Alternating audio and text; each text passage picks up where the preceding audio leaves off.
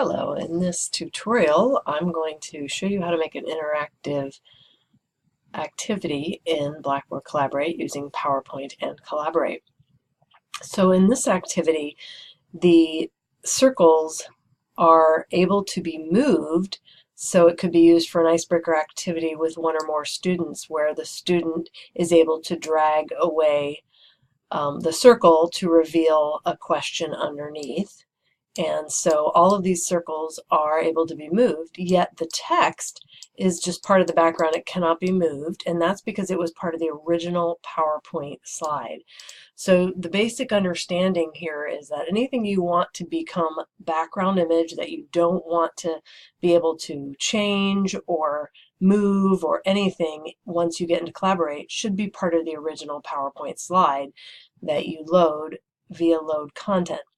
Once you bring that slide into Collaborate, then you can use these tools to add things on top of the slide, and those will remain editable, movable. However, if you do this right before your session, they will remain movable. But in order to save these to reuse them at a later time, there's a trick to it. And it's important that you save them in a very specific format. So when you go in and create an activity like this that you're going to be using sometime in the future, all you have to do is go to File, Save, Whiteboard.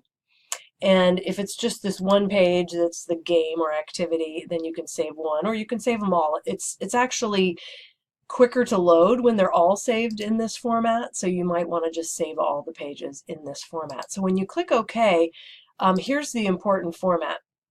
So notice that there are 4 different choices, and the one you want to, if you want it to remain interactive so that the pieces can be moved, then you save it as a whiteboard file. And I often use dates, but in this case I'm just going to put icebreaker circles. And when I save it this way, I'm just going to save it on my desktop. The tricky part is when I go look at my desktop and try to double click and open that WDB file, which shows up right here. When I double click it, it doesn't open.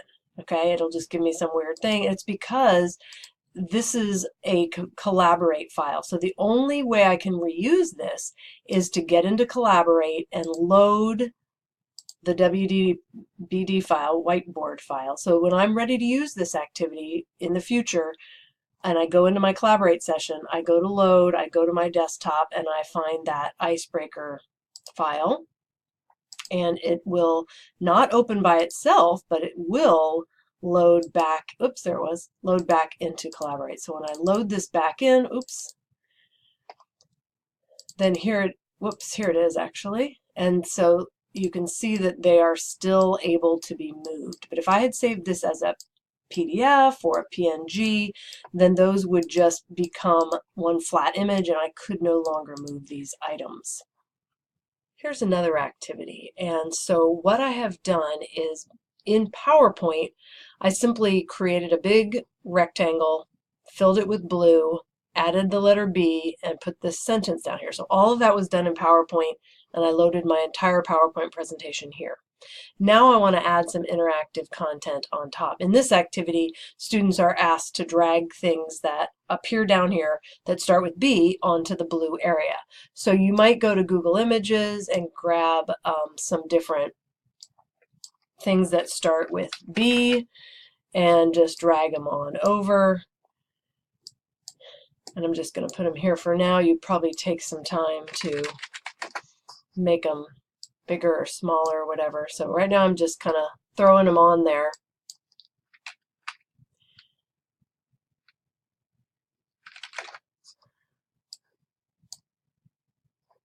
Okay, let me get one more. Okay, so you would take the time, and you would obviously have to have some that don't start with B, or else it would be too easy. So I'll put a wolf in there. Okay, so then in Collaborate, I would take the time to make them a little bit smaller so they might all fit nicely here. So I'm using this top tool on the toolbar. Remember, on a PC you can just drag and drop from Google Images, but it's a little more difficult on a Mac. You have to drag and drop to your desktop first, then bring them onto the whiteboard. Okay, so once you get them all placed the way you want them, then your game is basically created, and you want it to appear just like this when you're ready to do the activity, when you're in class and you're tutoring or whatever.